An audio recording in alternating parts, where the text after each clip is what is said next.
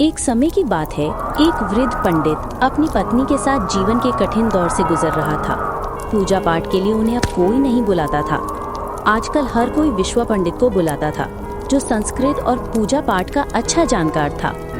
अरे भाग्यवान, ये कैसे दिन आ गए हैं। अब मुझे पूजा पाठ के लिए कोई नहीं बुलाता। अब हर कोई बुलाता है तो सिर्फ विश्वा पंडित को। संस्कृत और पूजा पाठ भली भांति जानता है वो। अरे वो जो विश्वा है ना, अरे वही जो आपका विद्यार्थी था। मुझे तो लगता है वो आपको भूल गया है।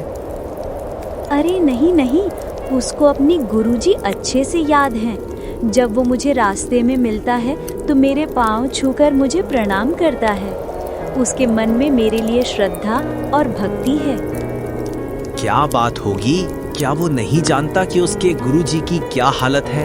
इतने गरीब हो गए हैं कि खाना पीना भी ठीक से नहीं मिलता। पूरी जिंदगी तो लोगों के घरों में पूजा पाठ ही किया है और कोई काम भी नहीं है।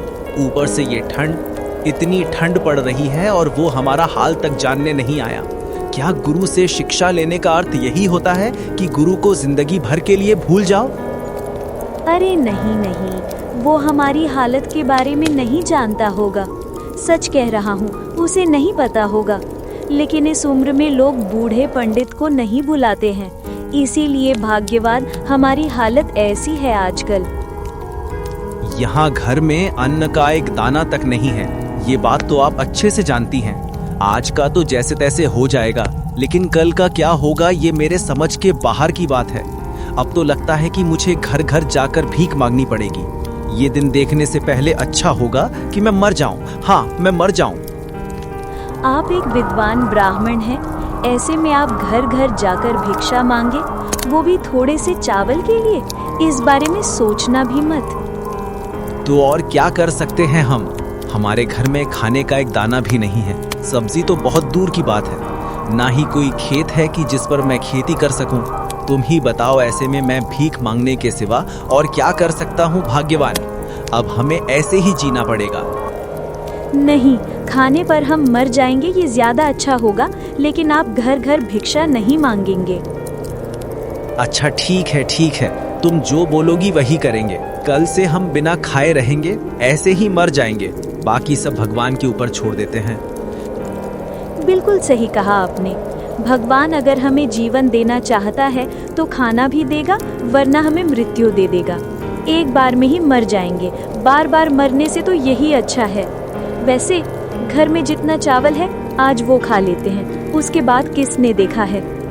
अंगीठी का धुआं कुछ कम हो गया है, आप इसे लेकर अंदर आ जाइए, तब तक मैं चावल पका देती हूँ।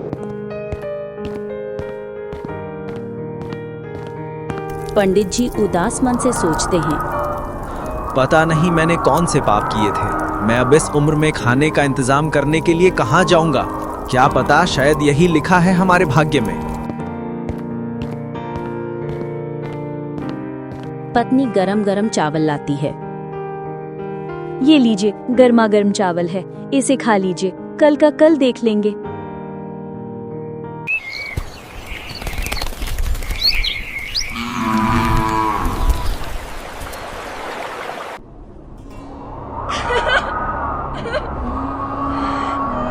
क्या हुआ भाई? ये हरिया की पत्नी इतना क्यों रो रही है?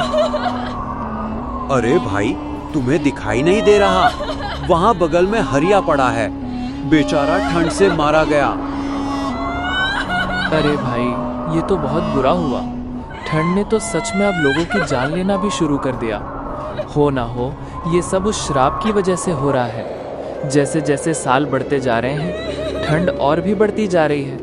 अगर ऐसा ही होता रहा तो एक दिन इस गांव में कोई नहीं बचेगा। देख लेना, मैं कह देता हूँ। अरे भाई, ये तुम किस श्राप की बात कर रहे हो? अरे वही श्राप जो एक गरीब भिखारी ने इस गांव को दिया था। तुम्हें उस श्राप के बारे में नहीं पता क्या? नहीं भाई, मैं इसके बारे में कुछ नहीं जानता। अरे पूरा गांव उस श्राप के बारे में जानता है, तुम्हें कैसे नहीं पता? बहुत साल पहले की बात है। इसी गांव में मनोहर नाम का एक भिखारी रहता था। मनोहर भीख मांग मांग कर लोगों के घरों का छोटा मोटा काम करके अपनी जीविका चलाता था। देखते ही देखते ठंड आ गई थी और उसके पास ठंड में ओढ़ने के लिए कुछ नहीं था। वो बेचारा भीख मांग मांग कर किसी तरह अपने और अपने परिवार का पेट पाल रहा था। दिसंबर का महीना चल रहा था, ठंड बहुत तेज थी और उस साल तो बारिश भी बहुत तेज हुई थी। इस वजह से ठंड 2 गुना बढ़ गई थी। ये तो बहुत बुरा हुआ उस गरीब के साथ। तुम्हारी ये कहानी सुन के बाद अब तो मैं हर गरीब की मदद करूंगा। लेकिन भाई, अगर ऐसे ही ठंड दिन पे दिन बढ़ती गई तो बाहर क्या, हमारा तो घर में रहना भी मुश्किल हो जाएगा।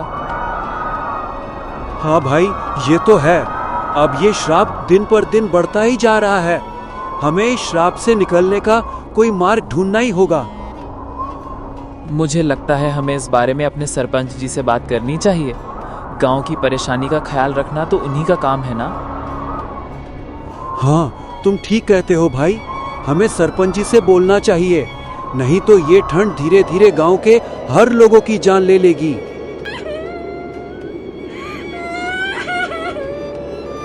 सारे गांव वाले आपस में सलाह मशवरा करके सरपंच जी के पास जाते हैं। गांव वाले सरपंच के सामने अपनी समस्या रखते हैं। सरपंच जी, अब आप ही फैसला कीजिए। ठंड इतनी बढ़ गई है कि अब इस ठंड ने लोगों की जान लेना शुरू कर दिया है। हमारे गांव का हरिया ठंड के कारण मर गया। सच में सरपंच जी, ठंड बहुत ज्यादा बढ़ गई है। आप इसका कोई रास्ता निकालें। हाँ, मैं भी कई दिनों से इसी बारे में सोच रहा था। दिन पर दिन ठंड बढ़ती जा रही है और इस बार तो ऐसा लग रहा है कि ठंड ने तो अपने सारे रिकॉर्ड ही तोड़ दिए हैं। लेकिन हमारे गांव में जो श्राप लगा है उसे काट पाना बहुत मुश्किल है। सरपंच जी, मैंने सुना है कि पहाड़ की चोटी के उस तरफ एक बाबा रहते हैं। क्यों ना उनसे मदद ली जाए। वो बहुत ही ज्ञानी पुरुष हैं। क्या पता वो हमें इस श्राप से निजात दिला दे। हाँ, अगर ऐसा है तो हमें जरूर बाबा की मदद लेनी चाहिए। शायद वो हमारी कुछ मदद कर सकें। ठीक है, तो तुम में से कोई 2 व्यक्ति पहाड़ की चोटी के उस तरफ जाएगा और उन बाबा को इस गांव की समस्या के बारे में बताएगा और उसका उपाय साथ लाएगा। सरपंच जी, मैं और किशन पहाड़ की चोटी की उस तरफ जाएंगे। ठीक है, तो तुम दोनों कल सुबह ही निकल जाना।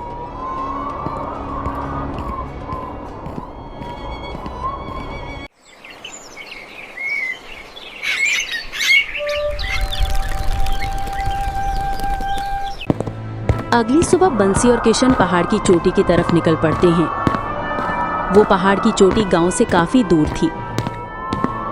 दोनों ने साथ मिलकर दूर का सफर समाप्त कर पहाड़ की चोटी के उस तरफ पहुंच गए। वहां एक बाबा अपनी तपस्या में लीन थे। दोनों वहीं उनके सामने खड़े हो गए। जब बाबा ने अपनी आंखें खोली, कौन हो तुम और यहाँ किस लिए आए हो? हे बाबा, हम पहाड़ की चोटी के उस तरफ जो सोलापुर गांव है वहां से आए हैं। सोलापुर गांव? तुम वहाँ के लोग हो? तुम यहाँ क्यों आए हो? बाबा, आपसे एक मदद चाहिए थी। उस गांव पर एक बहुत बड़ा श्राप लगा है। हमें उस श्राप से बचा लीजिए बाबा। हाँ, मुझे पता है उस श्राप के बारे में। ये श्राप तुम गांव वालों की गलती की सजा है। मैं इसमें कुछ नहीं कर सकता। तुम जाओ यहाँ से। मैं तुम्हारी कोई मदद नहीं करूंगा। बाबा, हमें पता है कि उस गरीब के साथ बहुत बुरा हुआ था, लेकिन बाबा, वो हमने नहीं किया। वो बहुत साल पहले हमारे पूर्वजों ने उनके साथ किया था और उनका श्राप अभी तक हम भोग रहे हैं। हमें उस श्राप से बचा लीजिए, वरना धीरे धीरे हमारे गांव का प्रत्येक व्यक्ति अपने जान से हाथ धो बैठेगा।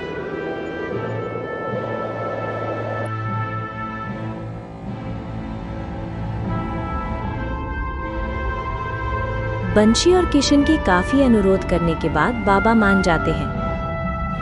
ठीक है, उस श्राप को काटने का कुछ उपाय है जो तुम्हें करना होगा। यहाँ से पश्चिमी सीमा की ओर बरगद का एक पेड़ है। तुम्हें उस पेड़ की एक टहनी तोड़कर अपने गांव के शिव मंदिर के पास जलानी होगी और जली हुई राख को तुम्हें गंगा नदी में विसर्जन करना होगा। तब जाकर उस श्राप को काटा जा सकता है। तत्पश्चात तुम्हारे गांव को इस श्राप से मुक्ति मिल जाएगी। ठीक है बाबा, आपका बहुत बहुत धन्यवाद। जैसा आपने कहा है हम वैसा ही करेंगे, पर एक बात याद रखना, उस बरगद के पेड़ के पास जाना इतना आसान नहीं है। वहां पर एक ब्रह्म दैत्य रहता है। वो तुम्हें आसानी से उस पेड़ की टहनी लेने नहीं देगा, और तुम्हें इस बात का खास ध्यान रखना होगा कि ये काम तुम्हें अंधेरी रात्रि में करना होगा। उस समय चंद्रमा की चांदनी उस वृक्ष पर पड़ती है, तो उस वृक्ष की शक्ति दोगुना हो जाती है। क्या ब्रह्मदैत्य, ऐसा भी कुछ होता है क्या? ये तो मैंने सिर्फ किताबों में पढ़ा था। क्या ब्रह्मदैत्य सच में होते हैं? हाँ, जो तुमने किताबों में पढ़ा था वो सच होता है। ब्रह्म दैत्य सच में है। अब तुम जा सकते हो, मेरे तपस्या का समय हो गया है। बाबा फिर से अपनी तपस्या में लीन हो जाते हैं और वो दोनों वहां से निकल जाते हैं।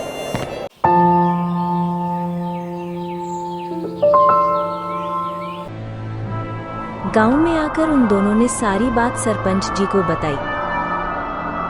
ये तो बड़ी समस्या है।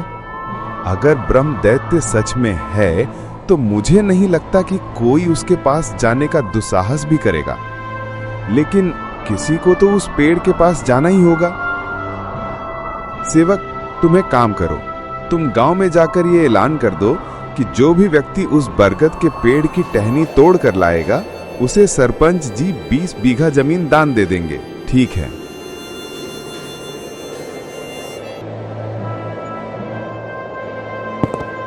सुनो सुनो सुनो, सभी लोग सुनो।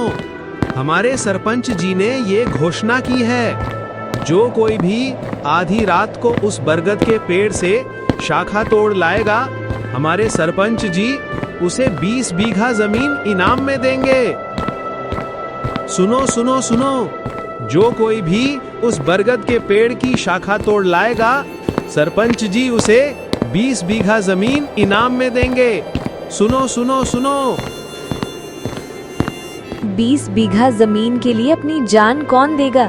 जानते नहीं क्या, उस पेड़ के ऊपर भूत है। अजी, ये तो वही बरगद का पेड़ है ना जिस पर एक भूत रहता है? हाँ, सुनने में तो वही बरगद का पेड़ लग रहा है। भला कौन अपनी जान जोखिम में डालकर उस पेड़ की शाखा ला कर देगा? हाँ, बात तो है, लेकिन किसी को तो जानना ही होगा ना। आखिर ये गांव के लोगों का सवाल है। श्राप किसी न किसी को तो काटना ही होगा। अजय सुनिए, आप कहाँ जा रहे हैं? सुना नहीं तुमने? उस पेड़ की डाली को जो काट सकेगा उसे सरपंच जी 20 बीघा जमीन देंगे। भाग्यवान, अब हमारे सारे दुख दूर हो जाएंगे। आपका क्या दिमाग खराब हो गया है? बरगद के पेड़ पर भूतों का अड्डा है, वहां गए तो आप मारे जाएंगे। मेरी बात मानिए, ये सब झंझट में आप मत पड़िए।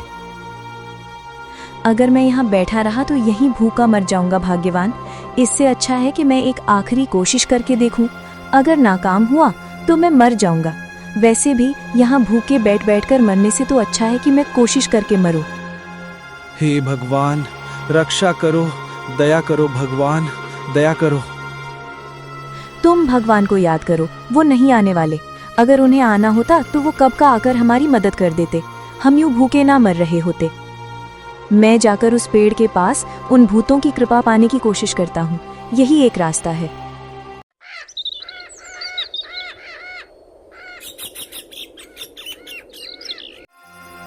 पंडित जी सरपंच के पास जाते हैं। मैं वहां जाने के लिए प्रस्तुत हूं सरपंच जी। लेकिन मुझे लगता है कि तुम्हारी उम्र हो गई है। क्या तुम सच में ये कर पाओगे? तुम्हें पता है ना, वहां पर किसी ब्रह्मदैत्य का साया है। हाँ सरपंच जी, मुझे इस बारे में सब पता है, पर मैं सच में जाना चाहता हूँ। ठीक है, तो तुम जब उस पेड़ की टहनी तोड़ो तो ये लाल कपड़ा उस पेड़ पर बांध देना, जिससे हमें ये पता चल जाएगा कि तुम उसी पेड़ की टहनी तोड़कर लाए हो। ठीक है सरपंच, जैसा आपने कहा है मैं वैसा ही करूंगा। ठीक है, तो तुम आज रात में ही उस बरगद के पेड़ पर एक लाल कपड़ा बांध देना और उसकी टहनी ले आना। और जैसा कि हमने 20 बीघा जमीन देने का वादा किया था, तुम्हारे टहनी लाते ही वो जमीन तुम्हें दे दिया जाएगा। अब जाओ और अपने जाने की तैयारी करो। पंडित जी बाहर आते हैं। अच्छा विमला, तो मैं जाता हूँ, तुम मेरा यहीं प्रतीक्षा करना। जी अभी भी वक्त है, मैं कह रही हूँ आप मत जाइए, मुझे तो बहुत डर लग रहा है। डरने से क्या मिलेगा? कुछ नहीं, मुझे हिम्मत जुटानी ही होगी। तुम यहीं मेरा इंतजार करना, मैं चलता हूँ। हे भगवान, इनकी रक्षा करना, इनकी रक्षा करना भगवान, ब्रह्मदैत्य से इनकी रक्षा करना। पंडित जी जंगल के रास्ते पर हैं। हे भगवान, मुझे तो अभी से ही डर लग रहा है। न जाने वहां पहुंचकर क्या होगा। अगर भूत ने मार दिया तो क्या होगा? मैं तो मर जाऊंगा। नहीं नहीं, मुझे ऐसा नहीं सोचना चाहिए। मुझे ये लाल कपड़ा उस पेड़ पर बांधना ही होगा और वो टहनी मुझे लानी ही होगी। अरे ये तो वही बरगद का पेड़ है।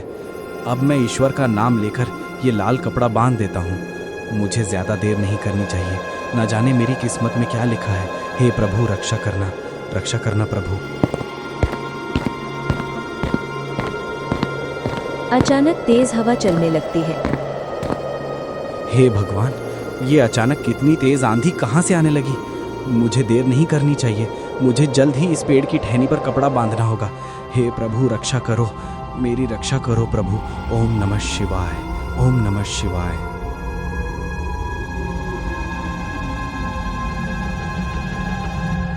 अरे मूर्ख व्यक्ति, तुम्हारी इतनी हिम्मत! आधी रात को तुम मेरे घर चले आए। जानते नहीं हो क्या, तुम यहाँ पर मैं रहता हूँ। मुझे माफ कर दीजिए, भगवान के लिए मुझे माफ कर दीजिए। क्या हुआ? जब इतना ही डर लग रहा था तो यहाँ क्यों आए? जानते नहीं तुम मेरी शक्तियों के बारे में? तुम्हें एक बार भी डर नहीं लगा? यहाँ कोई नहीं आता और तुमने आने का साहस किया। अब तुम्हारी मृत्यु निश्चित है, निश्चित है। ब्रह्मदैत्य जी, मैं गरीब हूँ। मेरी गरीबी ही मुझे यहाँ ले आई है। मैं गरीब ब्राह्मण हूँ। मेरे घर में 2 दिन से अन्न का एक दाना भी नहीं है। सरपंच जी ने कहा कि अगर इस बरगद की पेड़ की एक टहनी मैं लाकर उन्हें दूंगा तो वो मुझे 20 बीघा जमीन देंगे। तो तुम 20 बीघा जमीन के लिए इस पेड़ के पास मरने को आ गए? अरे पागल, एक भी टहनी जो तुम्हारे सर पर पड़े तो तुम अभी ही मर जाओगे। ब्रह्मदैत्य, घर में मेरी पत्नी की तबीयत बहुत खराब है। मुझे कोई लोभ नहीं है, लेकिन मेरी पत्नी ने 3 दिन से खाना नहीं खाया। मैंने उससे कहा था कि अगर ब्रह्मदैत्य ने मुझे मार दिया तो मुझे वैसे भी मरना है और ऐसे भी मरना है। तुम्हारी बातों से मेरा मन पिघल गया है। ठीक है, तुमने जो बोला है ऐसा ही होगा। ये लो, ये इस पेड़ की टहनी है। इसे तुम ले जाओ और लाओ ये लाल कपड़ा मुझे दे दो। मैं इस कपड़े को इस पेड़ पर बांध दूंगा। अब तुम जाओ और इस शाखा को अपने सरपंच को दे देना। ब्राह्मण पंडित वहां से चला जाता है।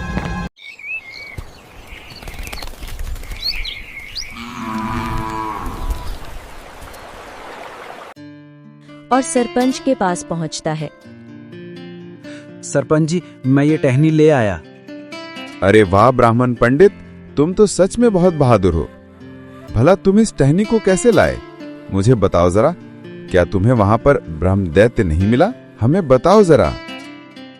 हाँ सरपंच जी, वहां पर सच में एक ब्रह्मदैत्य रहता है। तो उसने तुम्हें कुछ नहीं किया? हमें सारी बात बताओ। जी सरपंच जी, वो ब्रह्मदैत्य दिखने में बहुत ही भयंकर है, लेकिन उसने मेरी स्थिति को समझा और मुझे खुद ही उसने ये टहनी लाकर दी है। धन्य हो ब्राह्मण पंडित, तुम्हारा बहुत बहुत धन्यवाद। अब जैसा कि हमने वादा किया था, तो तुम्हें हम 20 बीघा जमीन इनाम में देते हैं। इसके बाद सारे गांव वाले मिलकर पेड़ की टहनी को शिव मंदिर के पास जला देते हैं और फिर जली राख को गंगा नदी में बहा देते हैं। उसके बाद उस गांव की ठंड अचानक से कम हो जाती है। अरे देखो देखो भाई, ठंड अचानक से कम हो गई है। हाँ, मुझे भी एहसास हो रहा है। ये ठंड तो कम हो गई है।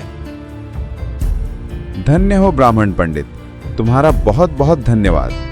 अब जैसा कि हमने वादा किया था, तो तुम्हें हम 20 बीघा जमीन इनाम में देते हैं। बहुत बहुत धन्यवाद सरपंच जी, आपका बहुत बहुत धन्यवाद। मुझे इसकी बहुत ज़रूरत थी। तो ठीक है, अब तुम उस पर खेती करके अपना गुजारा कर सकते हो। हालांकि तुम बहुत बूढ़े हो चुके हो, तो अपने खेत में खेती करने के लिए हमारे सेवकों की मदद ले सकते हो। वो तुम्हारे लिए बिल्कुल मुफ्त में काम करेंगे। इसके बाद ब्राह्मण पंडित ने सरपंच के सेवकों की मदद से खेती करनी शुरू कर दी और खेती से उसे जो फसल मिला उसको बेचकर उसने अपनी और अपनी पत्नी के खाने पीने का इंतजाम कर लिया। जी भाग्य तो बदल गया हमारा, आखिर जीत हुई हमारी। हे भगवान, तेरा लाख लाख शुक्र है।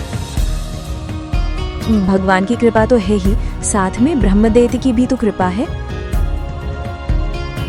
हाँ, ब्रह्मदैत्य की भी जय हो।